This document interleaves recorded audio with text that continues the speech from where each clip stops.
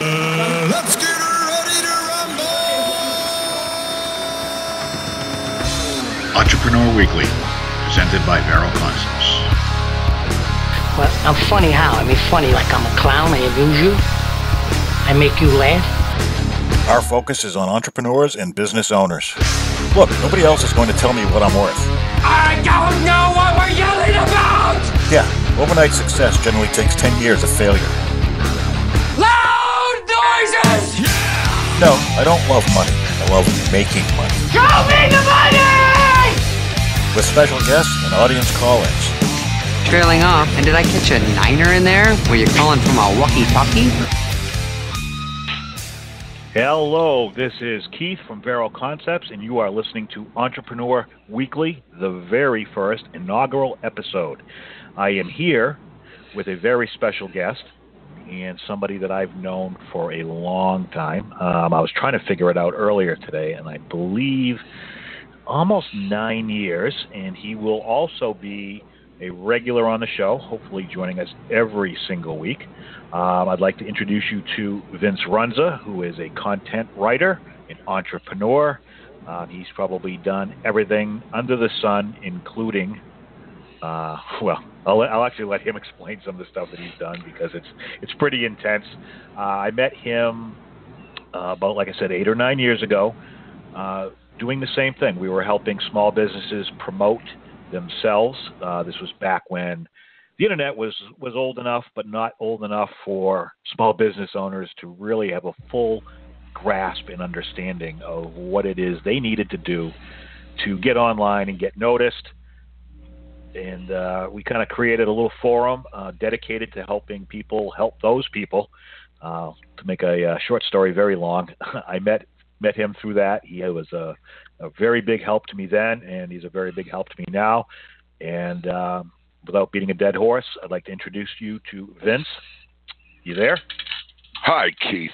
Glad Hi. to be here. I am a person with special needs. I need lots of chocolate. Way back in the day, what was it, the beginning of 2008? We had known each other through the Warrior Forum for Internet Marketers, and Keith started localbizbuilders.com.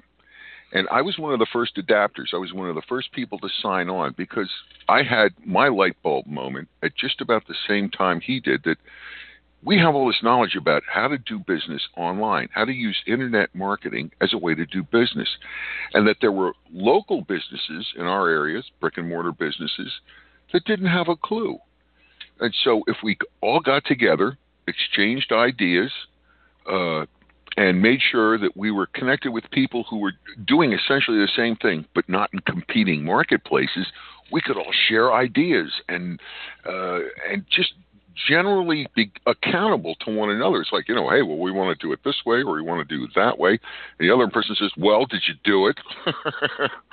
Right. And, it worked out really well, and I think it was a good. It was actually, in hindsight, it was the start of a great relationship, and everything comes full circle, and here we are again, 8-9 years later, and we're doing it again, and I'm very excited to be back. I guess, as you call it, the business of building business, and this it's not something I ever stopped doing. But I did stop teaching it, and I did stop certain aspects of it as I migrated from niche to niche. I was always helping small businesses. I actually started working in the entertainment business, and which is a really rough business to be in. And if you think business owners are fickle, try working with an artist and a musician, to say the least. But it taught me so much on what to do, what not to do, and how to approach people, what they needed. The lessons were immense, and they'll stay with me forever. So, but I'm absolutely glad to be back. And then this isn't our first radio show. We actually did one back with the local Biz Builders forum that we had, and it was very successful. And I missed it. I did a lot of radio during when I was working with musicians, interviews and so on and so forth. But it's not the same. And my passion's always been working with small business, so I am definitely happy. And I'm sure Vince feels the same way. Oh, yeah, because one of the things we were talking about before we came on air was that between the two of us, we probably got 30 years business experience in our own businesses, in helping other people do business. And this whole enterprise, it isn't just about making money online, right? It's about helping people reach their business goals, whether it's brick and mortar, whether you're a performance artist, whether you're a mold remediation company, or whether you're somebody who says, there's got to be a way to make money online. And you look out at the marketplace, and there's an embarrassment of riches out there. There are so many different ways to make money online and offline and all this other stuff. And what we want to do is help people, first of all, take a look at themselves and get yourself a focus, a foundation, and then get up off your aspirations and do it. Yeah, exactly. Which taking a good look at yourself is probably the biggest step. And that reminds me of a little interlude we have here. Hold on one second.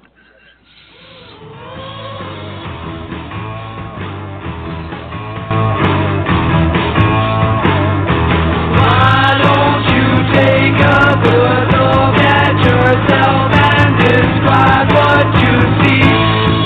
Baby, do you like it? Oh, yeah. Exactly. Yeah. Well, nothing like a little Zeppelin. And those words actually ring true.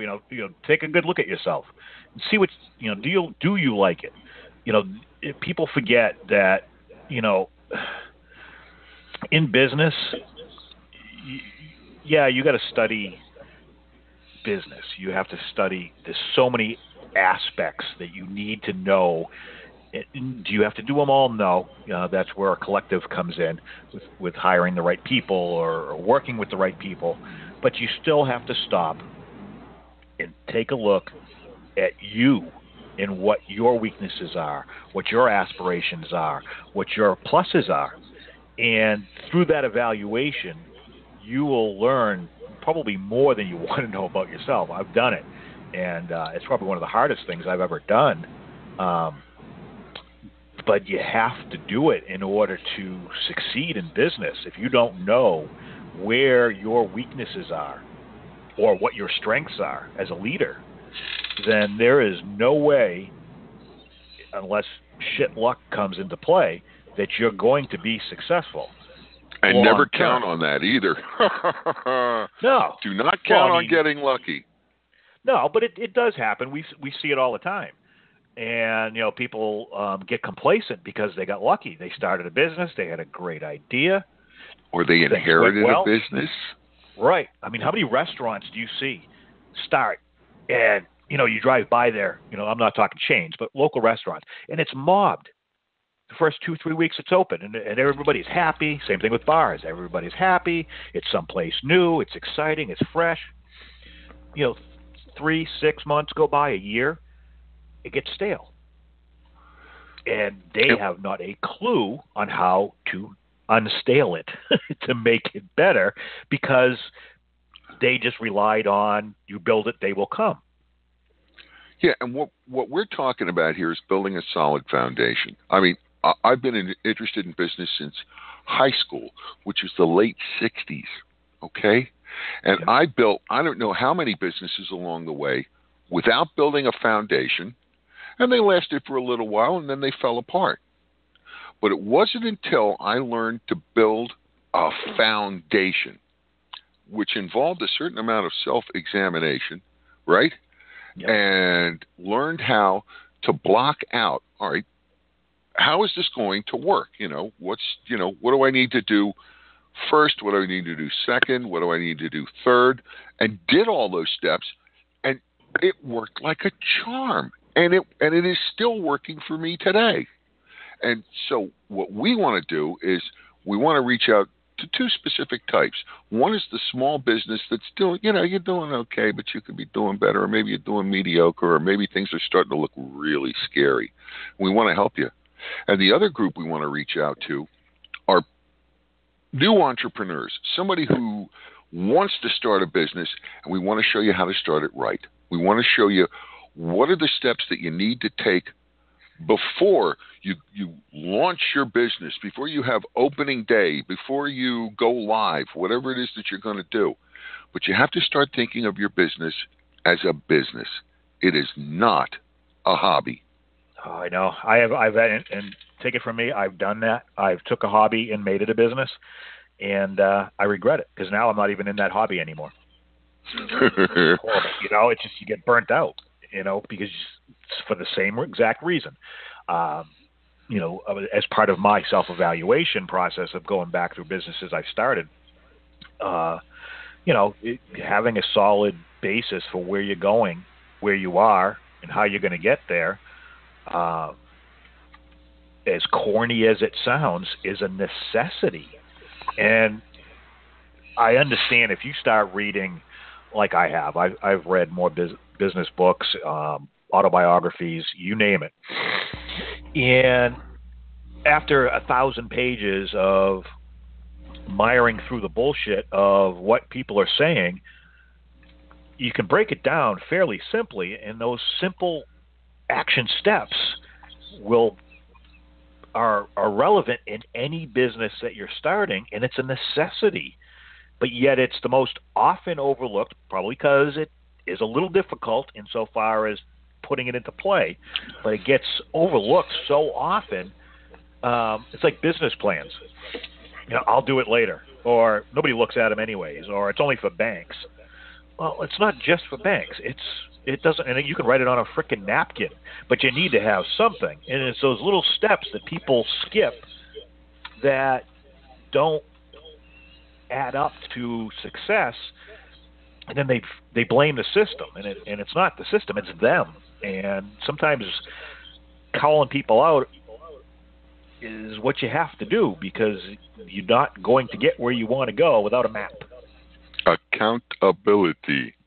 Exactly. One of the cool things that Keith suggested, and which he has done, is put up a free report that you can get in exchange for your name and your email, which will give you all the tools you need to do it all yourself, all by yourself. Just go to veroconcepts.com, find the free report, read it. It contains two important things. The first is an overview of business planning itself. Now, it was originally written for people who were going to use internet marketing techniques to build a business, but it'll work for any business. Written by a dear friend of ours, Bev Clement, a chartered British accountant who had worked with small to medium-sized enterprises for decades. And unfortunately, Bev passed away in 2011. But thanks to archive.org, the Wayback Machine, you can still find your business roadmap page, and it'll walk you through all the steps.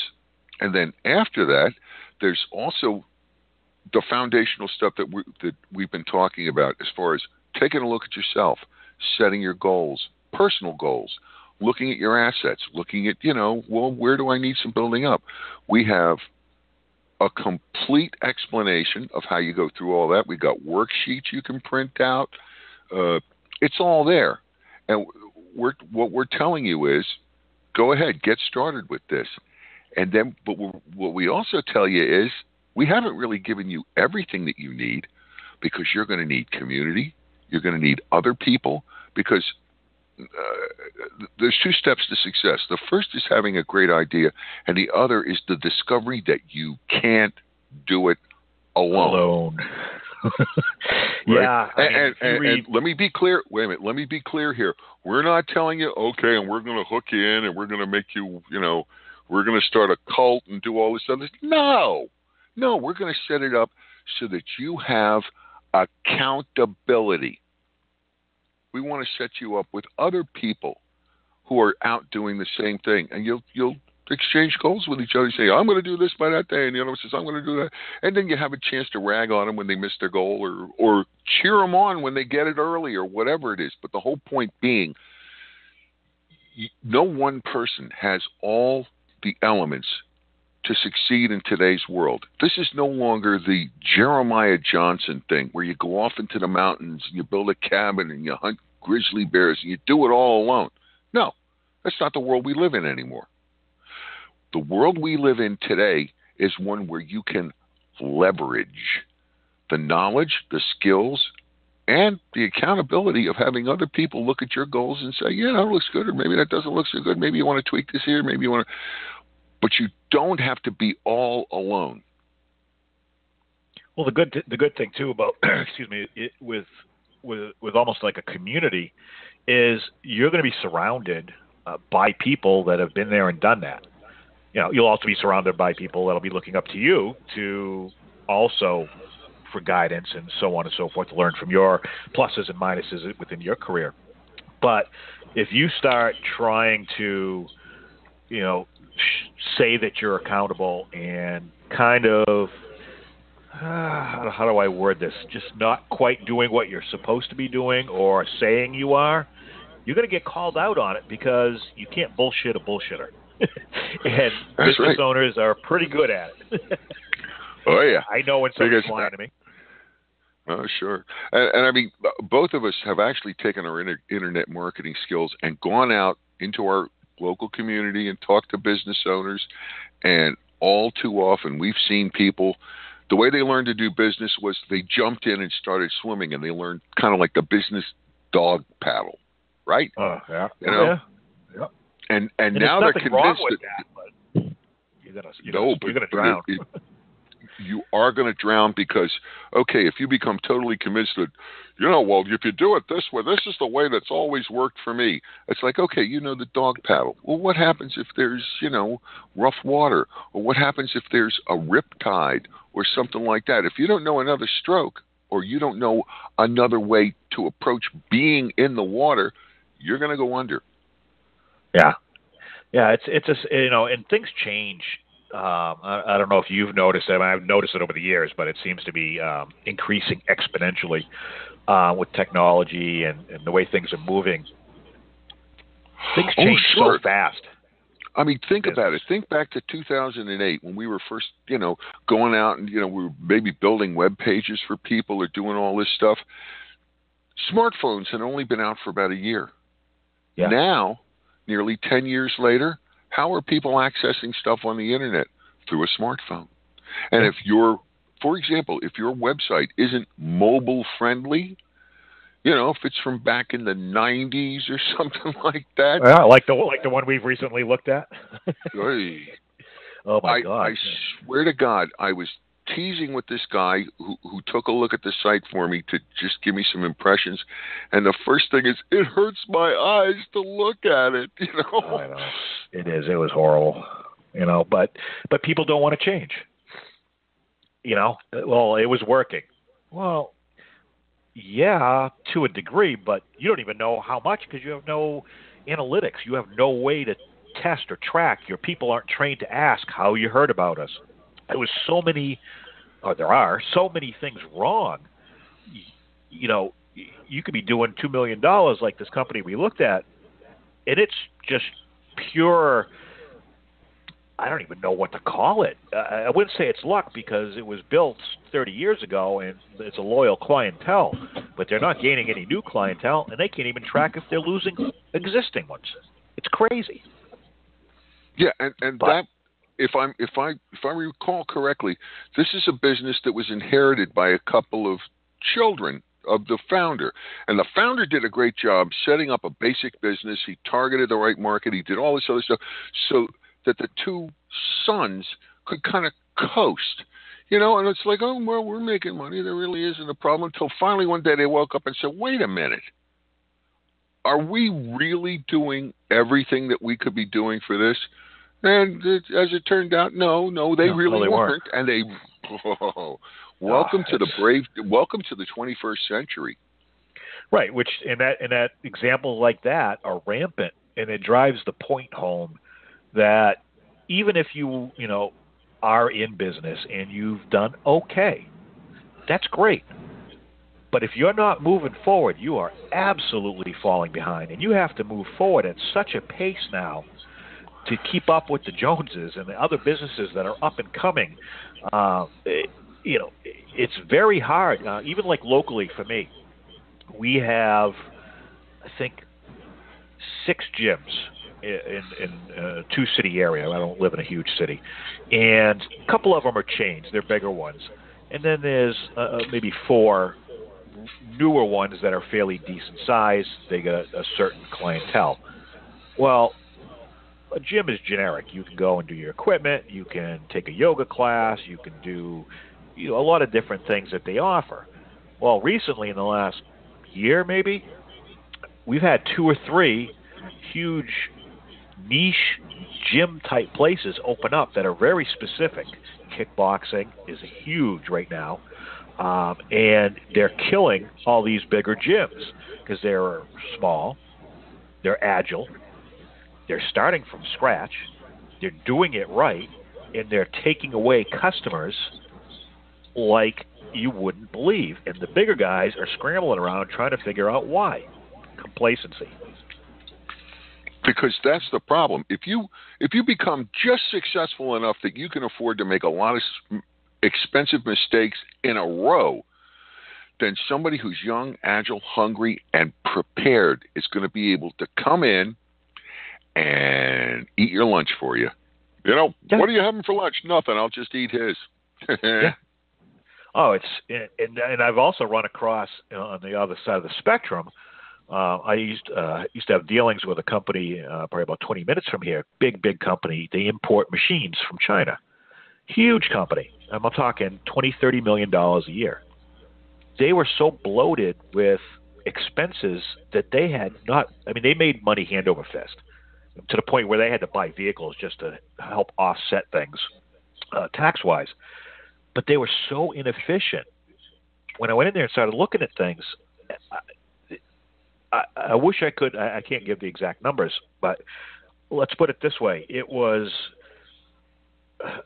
a good, let's just say 15% of their total profit was going to just useless things of inefficiencies. And that at some point, it hasn't yet, but at some point it's going to bite them because they don't know how to be lean. They don't know how to be efficient. They've just always made money. The minute they stop making money hand over fist, they're not going to know what to do. And that leads me to a thought that I had with respect to when you either start a new business or you have a business and you're going to make a business plan. You have to think of it as a beginning, a middle, and an end. No business is unending, right? So when it comes to the end, you have to have an exit strategy. Now, in some cases, you're going to want to sell your business. In some cases, you're going to want to pass it on to your children. And in some cases, what you're going to want to do is set it up so that it runs itself by either a virtual team or a real team, and you just retire. And the only connection that you have to your business is the money that goes into your checking account every month. Okay? Yeah. But again, and I really want to stress this, a business plan is gold. It's absolute gold. Because if you don't have a plan, and even if you get really lucky, and like he said, for 6 months everything's going great, within the first 5 years, 95% of all businesses go out of business. And if you want to increase the odds that you're still going to be in business, have a plan. Now, it can be as simple or as complicated as the type of business that you have needs to be. In some cases, it's real simple. I buy it for $1, I sell it for $2, and I take the money that I keep and I pay my bills, and what's left, I get to live on. Two, you're going to have to, you're doing a certain type of manufacturing that's got all kinds of regulations and all this other stuff you have to comply with, and you got a whole team of compliance attorneys working for you. And there's the thing over here with international, you have to move money between, different international markets, and there's currency exchanges and all that other stuff. It has to be planned. You can't just wing it. You can, but you'll regret it. Yeah. Well, unfortunately, I think most business owners are pilots. They're winging it nonstop, and and at times you have to. When no matter how much you sit down and plan, and I've done it, you run across situations that there's no way in hell that you would have ever seen that coming. But with a good plan, with a solid foundation, everything can be overcome. And that's where I think a lot of people, that and probably making a mountain out of a molehill, a lot of people take the smallest little thing and blow it out of proportion like Chicken Little and the sky is falling. But for the most part, if you have a solid foundation, you have a solid plan, you have a good team, whether it be advisors, people you're friends with that you can talk to about this, that support you, and or employees that you've hired that are very competent with what they do, you can overcome anything, no matter how big or how small. But as we've stated, and I implore you to really do that, go to veroconcepts.com and download the all the worksheets and everything. It's free. It doesn't cost you anything except for your time and your energy to do it. But if you actually took the time and did all that, I guarantee you that any problem that comes your way will be minimized. You will find, and you'll think rationally, because you're not just running around putting out fires all day. You'll have the time to focus on what it is that's happening and actually kind of see it happening before it actually happens. Because 9 times out of 10, you're so busy working in your business trying to just fix shit that you don't see what's actually happening until it smacks you in the face. And I trust me, it's happened to me. And I tell you, one of the taglines you probably heard in the intro was, overnight success generally takes about 10 years worth of failure. Even if you've never started a business before, you've still got life experience where you learned by failing and then fixing and, failing again and fixing again until finally you begin to succeed a little bit because you learn good working rules. And those good working rules are what you're going to start to apply to your business once you understand yourself. And that's what the reason that we want you to understand your own behavior and your own motivations is because when you do all of this stuff, you'll find out the real reason why you want to be in business. Or you may find out, what I really want to do is go work for somebody else, and thank you very much for keeping me from doing something which would have been a bad choice for me. Right. Yeah, you have to be a special kind of insane to want to be a business owner. And it's something that's within you. And it's a good thing. It's a good crazy. But it isn't for everyone. I'll be honest with you. I think there's more people out there who really would be happier in business for themselves than they would be working for somebody else. It's just nobody offered them the kind of things. When you go to school, when you go to high school, you're being taught how to be an employee. Nobody's teaching you.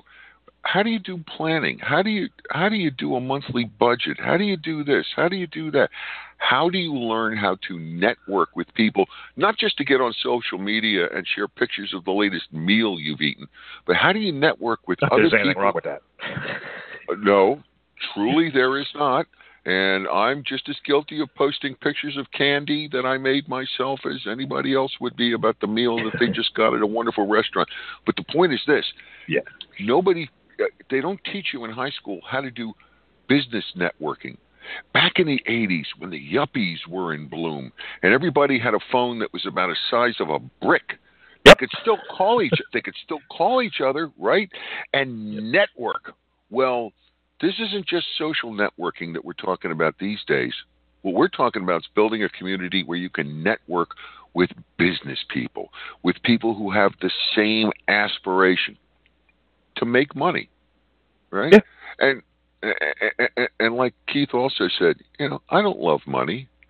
I love making money. I love spending money, but I don't just love the idea of having a big pile of money. Yeah. One of the things that you'll read in that report that we can send you is a story about a guy who froze to death inside of an apartment. And it turned out, when they checked out the apartment, his mattress was stuffed with money that he didn't spend to heat his own apartment. He had $1 million in silver certificates. This is way back in the day when we didn't have Federal Reserve notes. They were silver certificates. But this guy froze to death because he didn't want to spend the money. What we want to encourage everyone who's an entrepreneur to do is don't fall in love with the idea of money. You know, I'm going to tell you a little secret here. Do you know what money is? Money is whatever you and I agree is money. That's an interesting thought. And you can go really deep with that. You know, money could be work in kind. Money could be sweat equity. Money could be, you know, a guy's trying to lift a heavy object. He says, you know, can I give you a hand with that? Yeah, you give him a hand with that, and he hands you a couple of bucks. Money isn't a thing in and of itself. It's just an idea. But making money, earning money, it's getting other people to look at whatever your product, your service, your whatever it is that you're offering for sale, and getting them to vote with their dollars for you. That's what we want you to understand, that this isn't just about amassing a pile of cash. It's getting people to vote for you. Yeah, and that's, you know, not only in this episode, obviously, but through the website, through our products, through this radio show, over the course of, well, from here on out. Those are just some of the lessons that we're going to be trying to convey. Obviously, we understand that there are an infinite, I can't explain how many different businesses there are, but the principles are all the same. Whether you're an internet marketer, whether you own a restaurant or a retail place, or you make jewelry, or you run a manufacturing company, whether you sell hot dogs on the street out of a food truck, whatever it is, the principles are the same. And with us at Vero Concepts, our goal is to help educate people, because you know we're all very passionate about small business, entrepreneurship, that fun and excitement that comes from making money. You know, granted, I love spending money, as does my wife, probably more than me, unfortunately. But for the most part, it's the making of it. It's the, you know, I remember back in the day of launching a product, and that ding of my email going off from PayPal saying I got money, just one after the other, after the other, after the other. That excitement, it's like the thrill of the hunt. And entrepreneurs have that. They enjoy, you know, and we all say it, I love money. Well, yes, but we all enjoy making money. That's why we do it. True story. True story. Back in the day when I launched my first information product back in 2007, I changed the little sound that my email reader made to ta-da, because each one of those ta-das was somebody sending me money. And I was rolling around on the floor just chortling because this is working. And it wasn't the money, because it wasn't the money per se. It was the fact that these people voted with their dollars to say to me, I like what you have done so much, I'm willing to pay you for it. And there's no other feeling like it. There really isn't. And what Keith wants to do, and what I'd like to see you do too, is go from being totally incompetent at running a business to, I've forgotten more about doing this, you know, than most people will ever learn. There are actually 4 levels of competence. You start out with what's known as unconscious incompetence.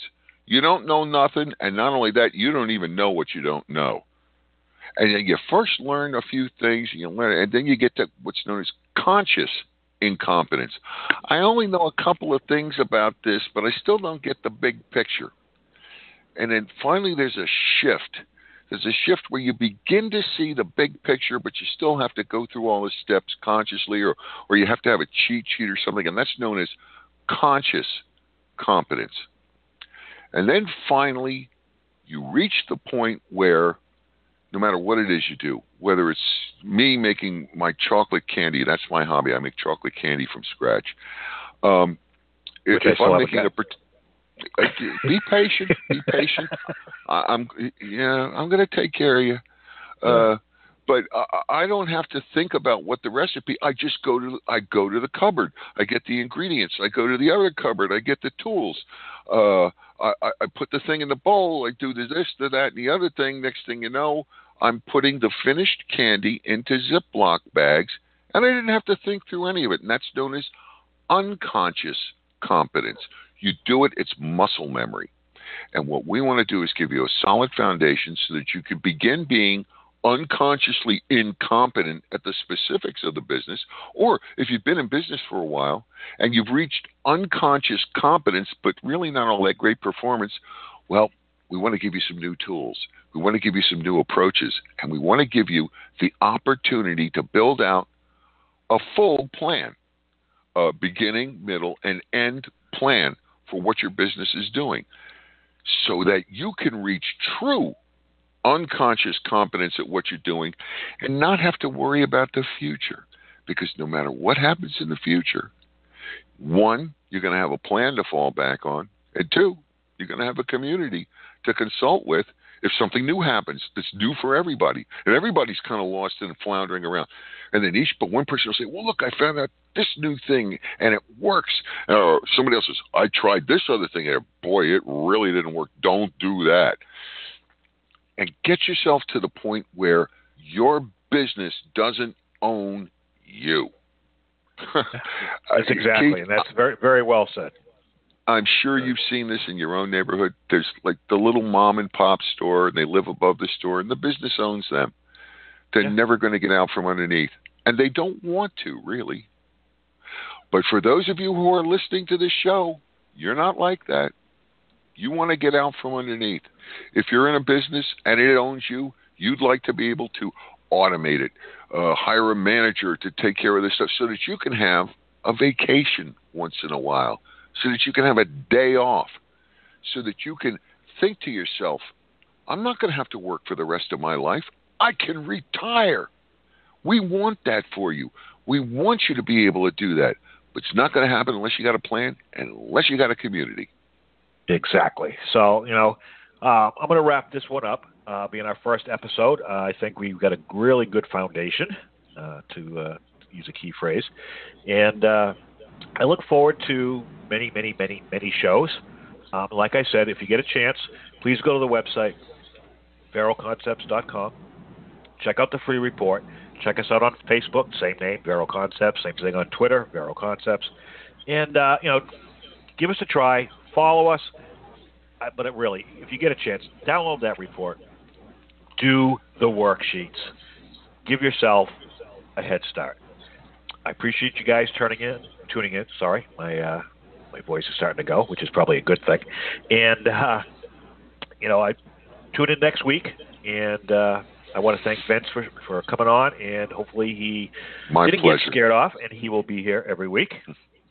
We are looking forward to many, many guests, call-ins. We'll have topics ahead of time so you guys will know. And you guys will be able to call in, which would be great. And, we'll have live shows. We'll have pre-recorded shows. There will be no stage show.